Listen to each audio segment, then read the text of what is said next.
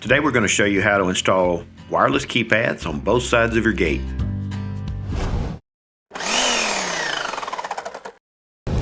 Last year, Tanya and I had a little bit of issues with trespassers on our property.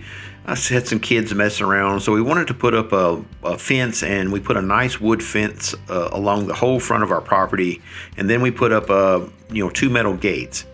And after standing out in the rain a couple of times trying to open those metal gates, we thought it was time to put an automatic opener. And we put a Topens opener on our gate and just been super happy with it. The remotes work wonderfully, but I ran into a problem. I left my remotes home one day, and that was disheartening. This also spurred me on to put on the remotes pads for each side, and they make a set of wireless pads. And these work well. These are universal, so they'll work with a lot of different brands, and it seems to be pretty easy. So let's walk you through how we did it. I think this whole job took us roughly 30 minutes to maybe 45 minutes. Opening the box, you'll find the keypad wrapped in a bubble wrap sleeve. The keypad rain cover was a little bit difficult to open while it wasn't mounted to something, but I found that once it was mounted to the post, it was really easy to operate. Once the keypad is removed from the box, the next thing is the directions, and then there's an additional 9-volt battery, which I thought was really nice. Then it comes with some pretty decent mounting hardware, which is set up for drywall, stucco, and then it does have wood screws in this kit. I was pleasantly surprised that the instructions were written very well. The pictures were, clearly define what you need to do. The grammar, everything about it was, you could tell they put effort into making the manual as clear as possible. Kudos to Topens for making instructions very clearly. So many things nowadays you get, the instructions are just unbearably hard to read. This unit is truly universal. You can hardwire the pad into place, or you can use the wireless remote built into it. So for us, we wanted to keep it as simple as possible, and we used the wireless remote feature. Again, the instructions were very well illustrated. The tools needed for this are very simple. You'll need a number 1 Phillips screwdriver and a number 2 Phillips screwdriver, or in our case, we used a drill with our drill bit set. The next thing you'll need to do is set the master code and the entry code. The master code is used to program the keypad, and the entry code is used to activate the keypad to control gate opener functions.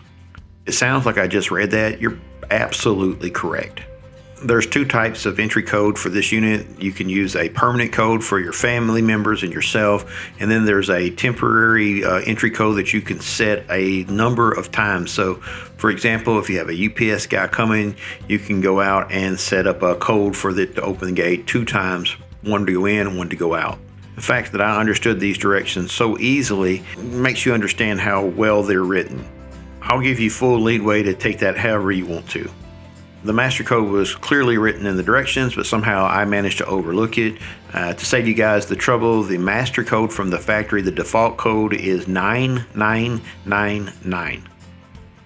To program the new master code, you'll need to push set, and then you will enter your old master code of 999, and then you'll push set, and then you'll have to dial 01, push set again, and then you'll push in your 4 digits for your new passcode, push set once more, and then push in your 4 digits to your new passcode again to confirm, and then push set, and you should hear a longer tone at the end to let you know that it was done correctly.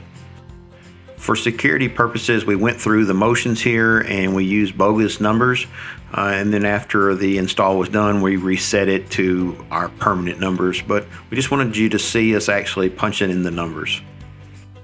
Setting the permanent entry code and the temporary entry code pretty much the same. The directions are very clear, but I could tell you need to keep the directions somewhere that you can get to them, because trying to memorize this pattern of setting the numbers would be, it's not possible for me.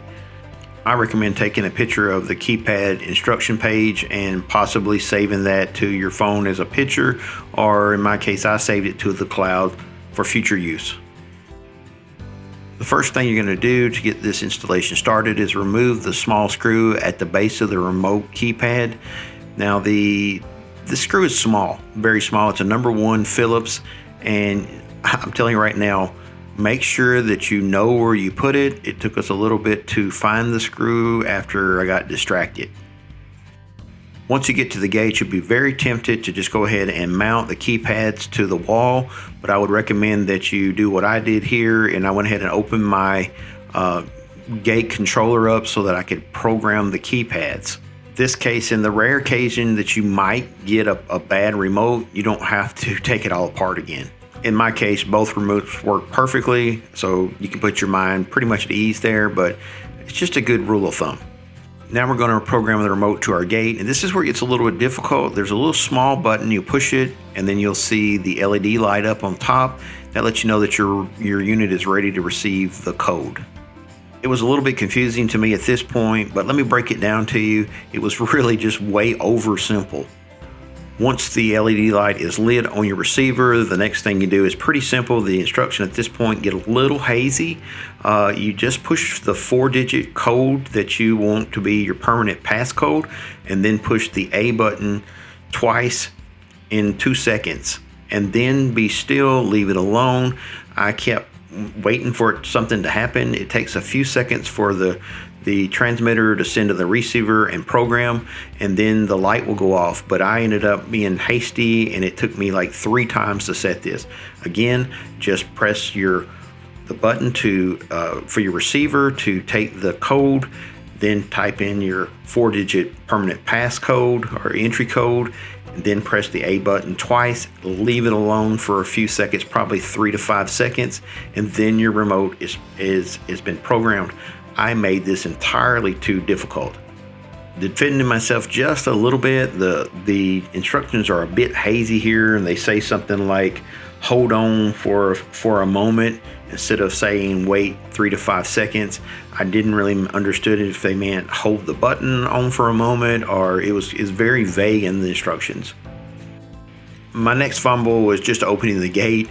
Again, this portion of the instructions was very clear, but I was frustrated from before, and I just didn't slow down to read the instructions. So to open the gate, once it's programmed, all you need to do is press in your 4-digit code and then press the letter A. If you don't press the letter A, the remote will not open, because it's a dual remote. It can open like a left and right garage door, or you can program it to open the left and right gate individually. So that's also an option with this unit. If you don't push the letter A, in my case, I want both of my gates to open at the same time. If you don't push that letter A, it's not going to open. Both the Topens gate system and the Topens keypad here have a lot more features. You can have your gates where you push the entry code in and the gates just stay open, or you can have the entry code set up where it stays open for a certain amount of seconds. In our case, we keep both of our gates open for 90 seconds.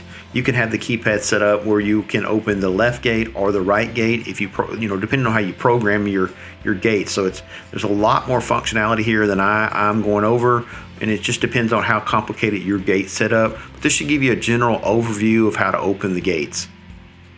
When it's time to mount the base of the keypad up, keep in mind that you're going to have room at the bottom to install the small screw. So that kept us from putting this keypad on the other side of this solar panel. I just had to have a place and a way to put the little screw in the bottom to secure it.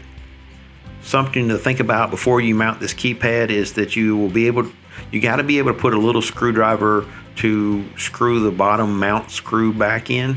And this is the reason we didn't mount this over to the right side, because there was no way to put a screwdriver up to the bottom of it. Other than that, it's pretty simple. You just put the mount plate in, put the 3 wood screws in. It also comes with anchors for different types of concrete, drywall, stucco, any kind of mounting system like that. It's a pretty robust little mounting system.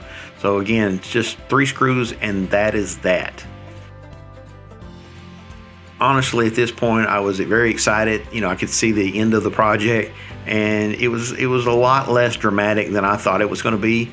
Like I said, the biggest problem I had was programming the remote, and that was due to just a little bit of vague instructions, but me just overthinking and being frustrated. I've got some pretty fat fingers, and putting this little tiny screw in was hard, so it was nice to have room to do that. That is a very small screw.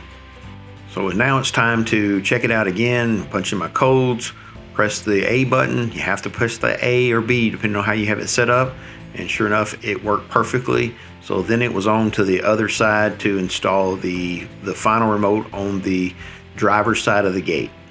It's not like every day that we install gates, so I want to tell you what I did. I actually walked around and was going to put the keypad on the opposite side of this keypad without thinking about where the driver's going to be when they get out of the car.